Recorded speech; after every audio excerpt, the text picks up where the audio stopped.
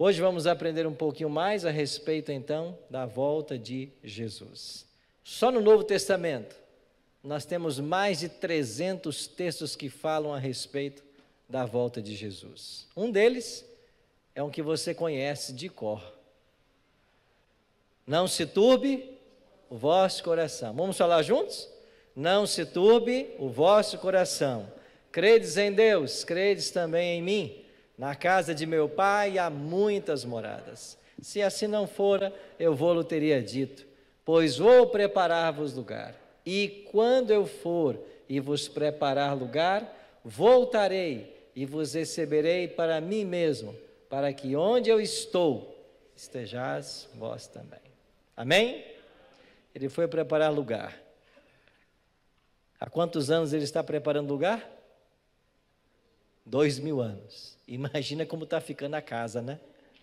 2000 anos trabalhando nisso. É isso mesmo. O que Deus está preparando para nós, segundo o apóstolo Paulo, nem olhos viram, nem ouvidos ouviram, e nunca chegou ao coração humano. É isso que Deus está preparando. Hoje eu queria responder 4 perguntas com vocês. Primeiro, como será a vinda de Cristo? Para que Ele virá? Quando será? E como se preparar? 4 questões para nós respondermos hoje. Primeira delas, como será? Como Jesus voltará a essa terra? 2 textos. Mateus 24, 27, o próprio Jesus declarou assim: porque assim como o relâmpago sai do Oriente e se mostra até no Ocidente, há de ser a vinda do Filho do Homem. Qual é a ênfase nesse texto? Todos verão. Um relâmpago não se oculta, pelo contrário, todos veem sua ação. Ele ilumina a escuridão. Então, quando Cristo voltar, será como um relâmpago. Um outro texto de Apocalipse: eis que vem com as nuvens. E quantos verão? Todo olho verá. Até quantos o traspassaram? Até aqueles que mataram a Jesus verão. E todas as tribos da terra se lamentarão sobre ele certamente. Amém. Como assim, pastor? Quem matou a Cristo vai vê-lo voltar? Vai, porque Daniel 12, 2 diz que haverá uma ressurreição especial. Eu falei sobre ela aqui já, nessa série. Haverá uma ressurreição especial, onde haverá salvos e perdidos na mesma ressurreição. Quem serão os perdidos? Aqueles que traspassaram a Cristo, de acordo com Apocalipse 1, 7, e aqueles que participaram do seu julgamento, segundo Mateus 26, 64. Por parte dos salvos, quem vai ressuscitar? A Bíblia faz silêncio. Mas nós adventistas, que acreditamos no ministério profético de Ellen G. White tem 2 textos, onde ela diz assim, que nessa ressurreição especial de Daniel 12, 2, vão ressuscitar todos aqueles que morreram na fé da mensagem do terceiro anjo. O que isso significa? Todos os que morreram de 1844 para cá, eles não ressuscitarão na primeira ressurreição. Eles vão ressuscitar na especial.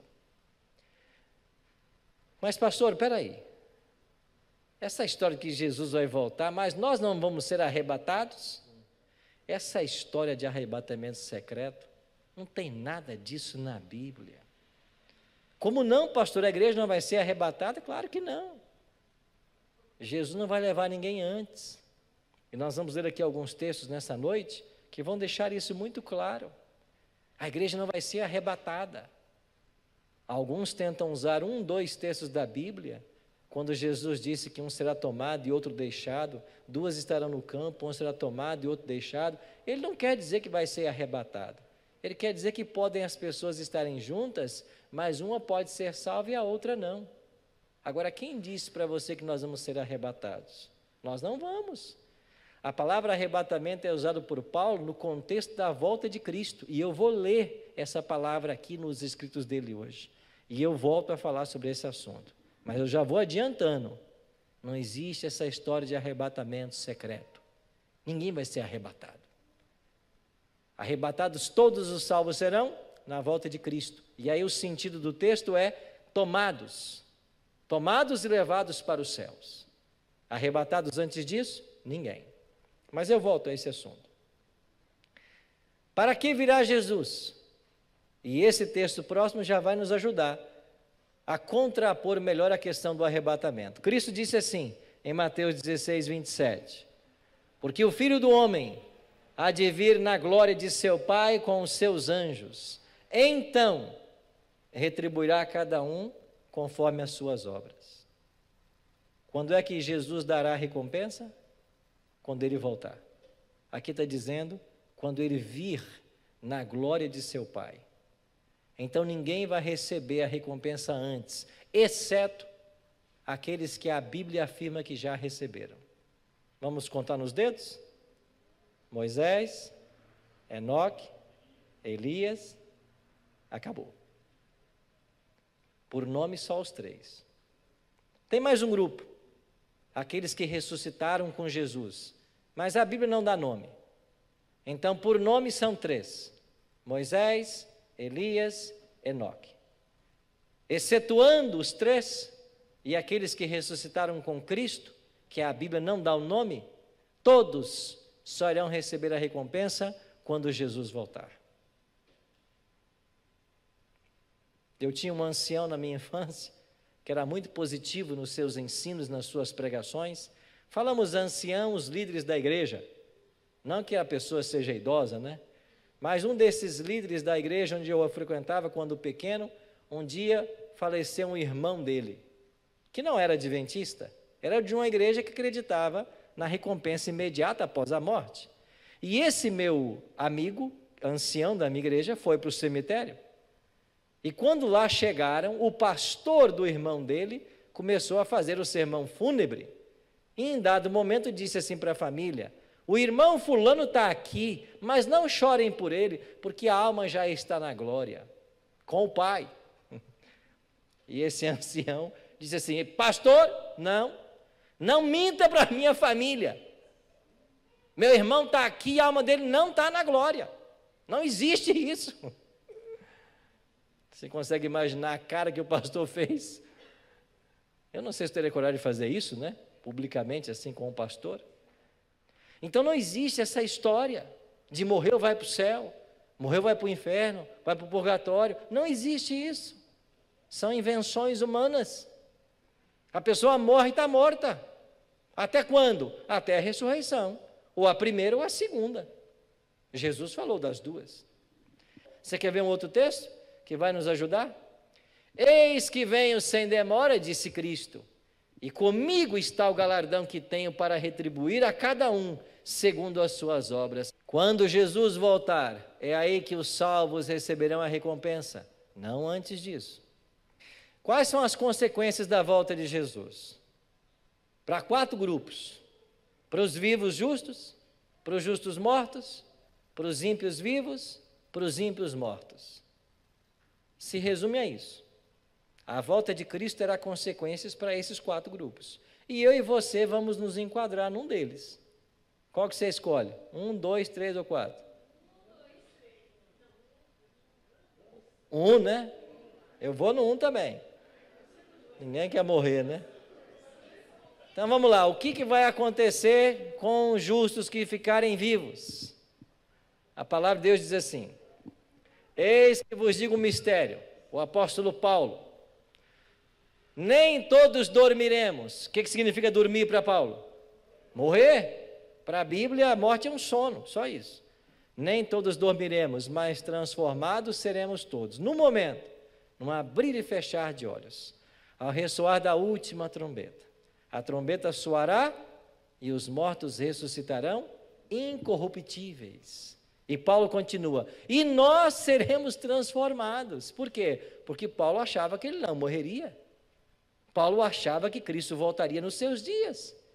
Então os mortos em Cristo vão ressuscitar e nós seremos transformados. Aí Paulo explica, porque é necessário que esse corpo corruptível se revista da incorruptibilidade e o corpo que é mortal se revista da imortalidade. Então é aí que nós seremos imortais, na volta de Jesus. Então o que vai acontecer com os justos que estiverem vivos? No momento da volta de Cristo, o seu corpo passará por um processo que nós chamamos de glorificação. O que é glorificação? É nós termos um corpo semelhante ao corpo de Adão antes do pecado. Só que com uma diferença. Nós teremos um corpo glorificado no mesmo tamanho que nós estamos, com a mesma fisionomia que nós temos. E como no céu, todas as faculdades continuarão a se desenvolver, todos nós iremos crescer. E um dia atingiremos a estatura de Adão e Eva. E todos nós vamos nos reconhecer. Claro que vamos. A fisionomia será mantida. Então, glorificação é um nome teológico que nós damos para a transformação que vai haver do corpo no momento da volta de Cristo. E o maior de todos os milagres que será operado é que na glorificação Deus vai arrancar de nós a natureza pecaminosa. Esse termo a gente usa para essa tendência que nós temos de fazer o que é errado. E isso Deus vai arrancar. Então, quando é que nós podemos declarar assim: estou santo, estou sem pecado? Só na glorificação. E só lá. Só lá. Porque aí nós não teremos mais tendência para o pecado. Isto é glorificação. O que vai acontecer com os justos que passarem pela morte? Os que já estão mortos e aqueles que ainda morrerão. Paulo mesmo escreve: porquanto o Senhor mesmo, dada a sua palavra de ordem, ouvida a voz do arcanjo, ressoada a trombeta de Deus, descerá dos céus, e os mortos em Cristo ressuscitarão primeiro. Olha aqui a primeira ressurreição geral. Depois nós, os vivos, os que ficarmos, seremos arrebatados juntamente com Ele entre nuvens, para o encontro do Senhor nos ares. Mais uma vez Paulo dizendo: depois nós, os vivos, eu vou ficar vivo. Ele queria estar lá. Nós seremos arrebatados para encontrar o Senhor aonde? Nos ares. Jesus não pisa nessa terra quando Ele voltar. Ele vai nos aguardar nas nuvens. E nós seremos levados até o encontro dEle. E Paulo diz assim: e então estaremos para sempre com o Senhor. Então os justos que estão mortos, eles vão sair da sepultura já glorificados, completamente transformados. Quando Cristo aparecer nas nuvens dos céus, Ele vai bradar com sua grande voz: levantai-vos, ó vós que dormis no pó. E ao som de sua voz, um grande terremoto abalará o planeta, e todas as sepulturas dos salvos se abrirão. E o que vai acontecer? Os ímpios que estiverem vivos, Paulo também diz: então será de fato revelado o iníquo, a quem o Senhor Jesus matará com o sopro da sua boca, e o destruirá pela manifestação da sua vinda. Esta palavra manifestação, da língua grega, significa aparucia. E quando a parucia acontecer, quando ele surgir, quando ele se manifestar, a glória desse evento vai levar aqueles ímpios que ainda não morreram, mesmo tendo passado pelas pragas, vai levá-los à morte nesse momento. E será um evento tão extraordinário, tão terrível, que em Apocalipse capítulo 6, a partir do verso 13, 14, eles vão fugir do evento. E eles vão tentar se esconder nas cavernas e por detrás dos montes, e vão pedir aos montes e aos rochedos: caiam sobre nós, e escondei-nos da face daquele que se assenta no trono, e da ira do Cordeiro, porque chegou o grande dia da ira deles, e quem é que pode suster-se? E sabe por que os ímpios vão estar tão desesperados nesse momento? Sabe por que eles vão preferir a morte até que visualizar a volta de Jesus nos céus? É porque esse que vem nos céus não é um desconhecido. Eles sabem quem é Ele. Eles tiveram várias oportunidades. Muitas chances foram dadas. O Espírito Santo trabalhou nessas vidas de forma incansável. Mas em cada apelo, em cada convite, a resposta sempre foi não, foi não, foi não. Agora é tarde demais. Mas sabe qual é a boa notícia? Ainda não é tarde demais. Naquele dia será, hoje não. E para você que nos acompanha pela internet, a mensagem é para você. Naquele dia será tarde para milhares, mas hoje ainda não. Por quê? Porque nesta noite o Espírito Santo vai falar ao seu coração mais uma vez. Jesus vai bater à porta do seu coração pedindo lugar para entrar. E se você ceder à voz desse Espírito manso e suave, você vai estar protegido e naquele dia você vai abrir os seus braços, de acordo com Isaías 25:9, e vai dizer assim: eis que este é o nosso Deus em quem aguardávamos, e Ele nos salvará.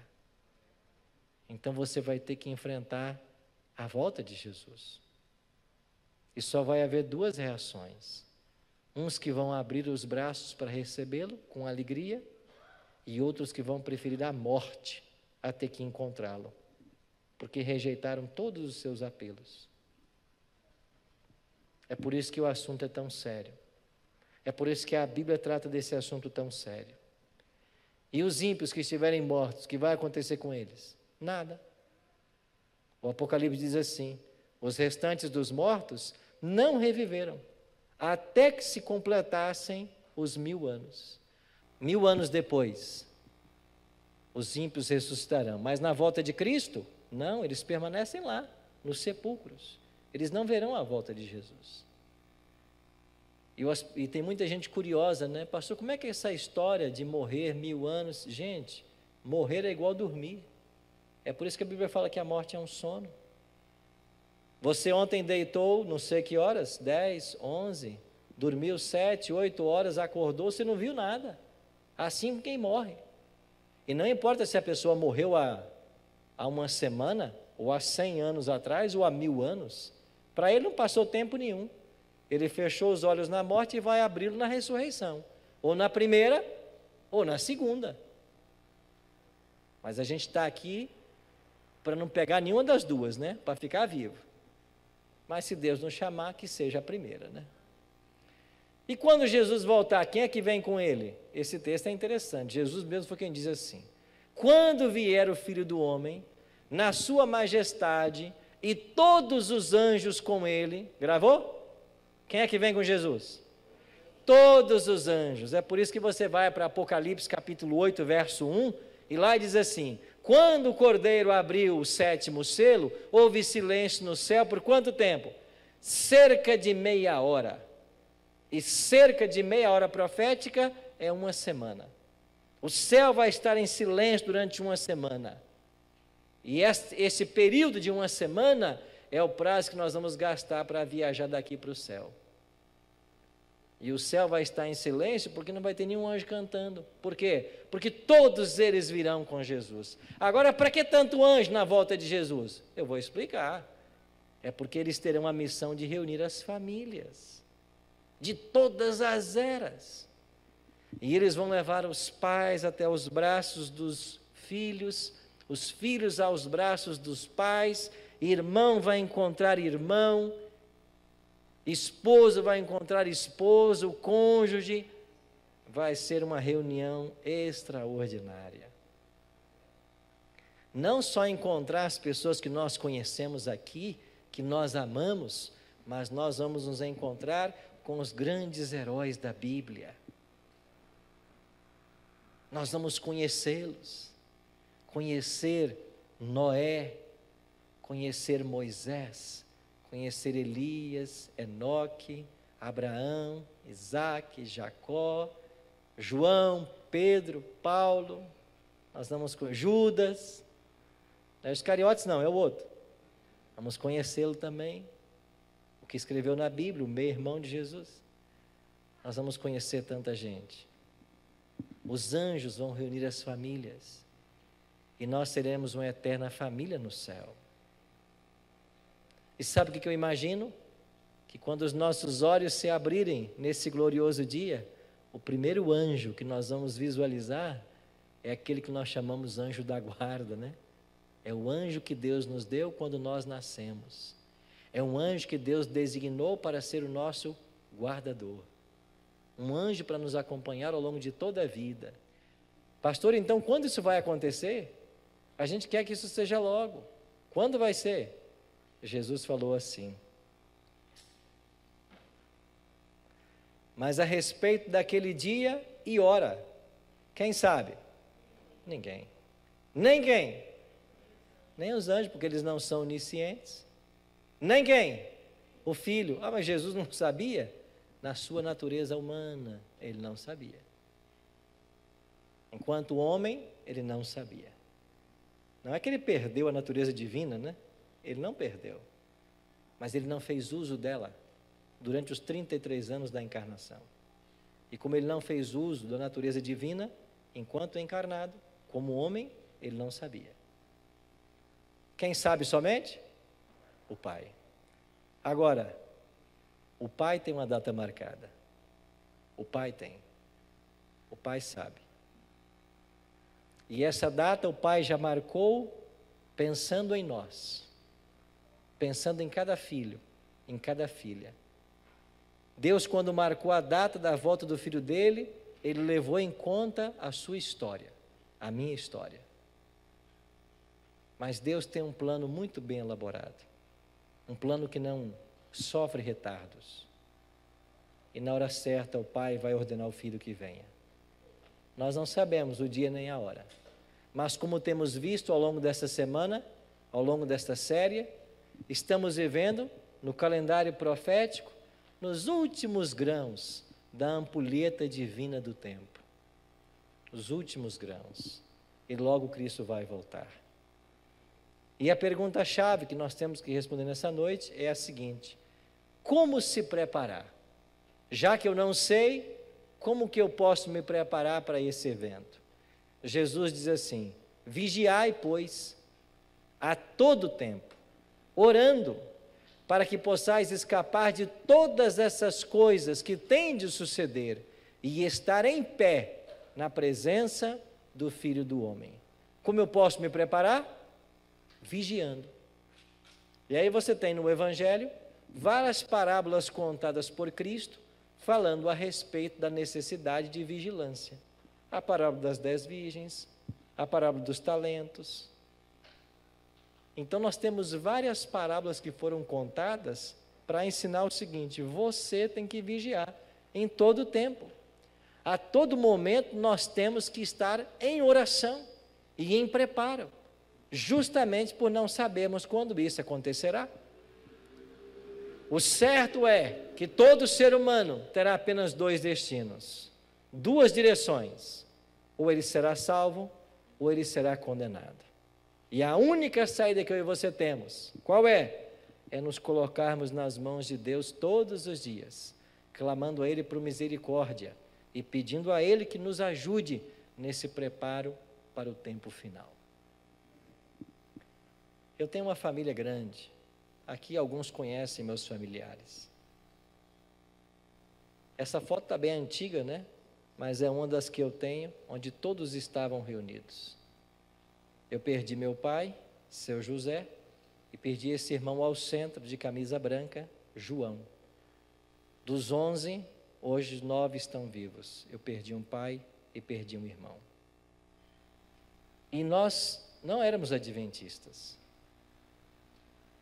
Até que um ancião de igreja, um médico, foi para o bairro onde eu morava, dirigiu uma série de evangelismo, começando com a Semana Santa, e nessa Semana Santa eu tomei a minha decisão, aos 13 anos de idade.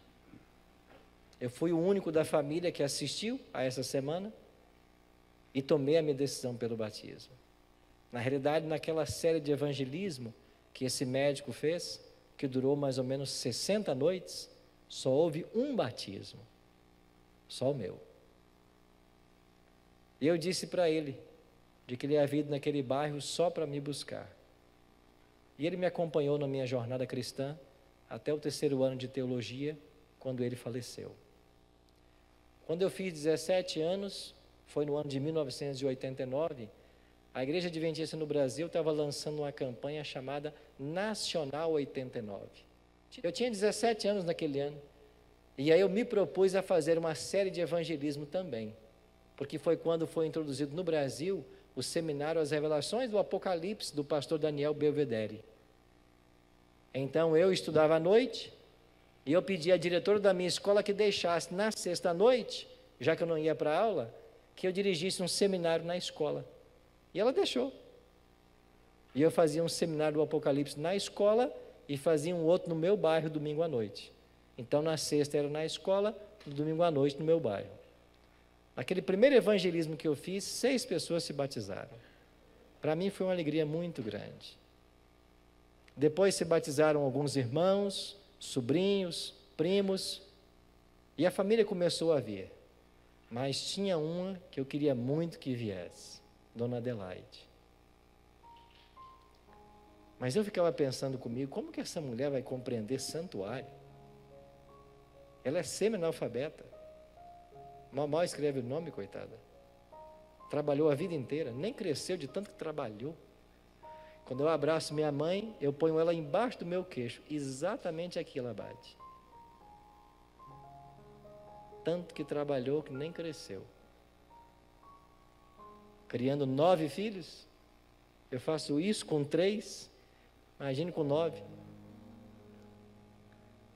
Mas eu queria muito que a minha mãe compreendesse o evangelho que a gente abraçou. Estávamos na igreja, eu mais 2 irmãos.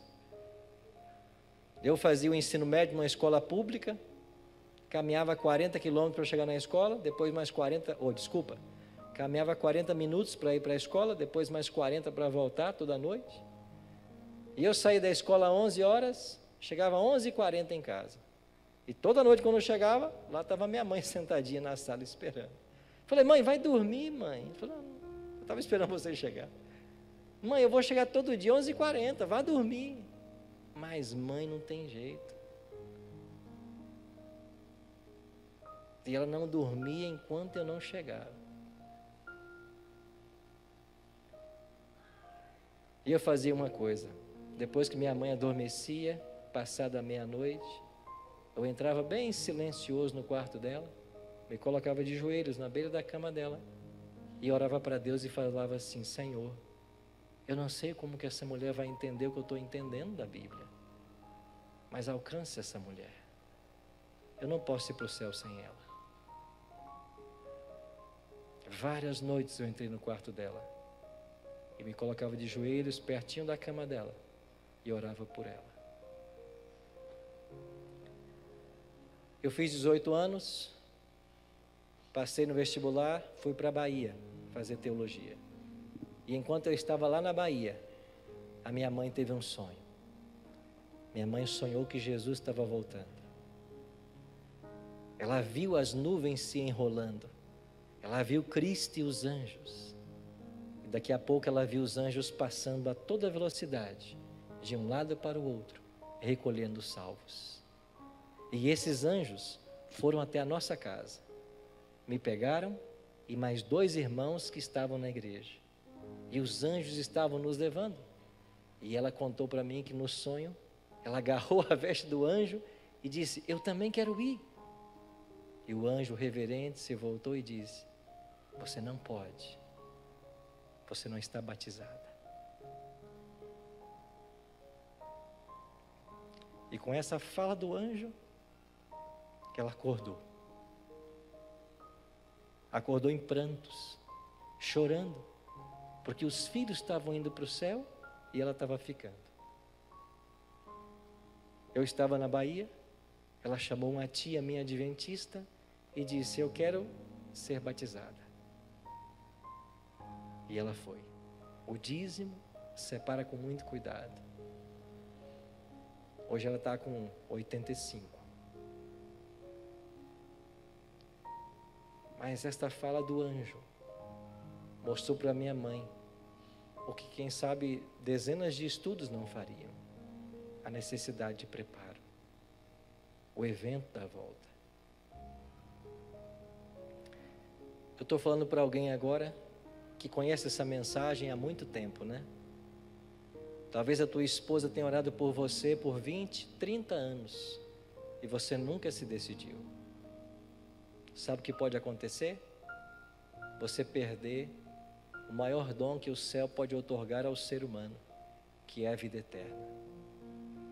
Talvez eu estou falando para uma filha que se revoltou contra a igreja, contra os pais, abandonou os caminhos do Senhor, e a tua mãe implora tanto para você voltar para a igreja, para você voltar para Jesus, e você vive com essa revolta interna dentro de você, como que se Jesus tivesse feito algo contra você. Pode ser até que a igreja tenha machucado você, mas Jesus não fez nada com você. Eu estou falando agora para um jovem que na infância foi cristão, mas hoje está longe dos caminhos do Senhor. Essa noite é noite de voltar, porque ainda há tempo, ainda há esperança para você. Por isso eu quero fazer um convite muito especial para você agora. Tome agora a decisão de voltar aos braços do Senhor e se preparar para a volta dele. Nós precisamos nos preparar. Por isso Cristo disse: vigiai em todo tempo. Em todo tempo. Eu queria orar com você. Pai, obrigado pela tua palavra nessa noite que nos aconselha a vigiarmos em todo tempo.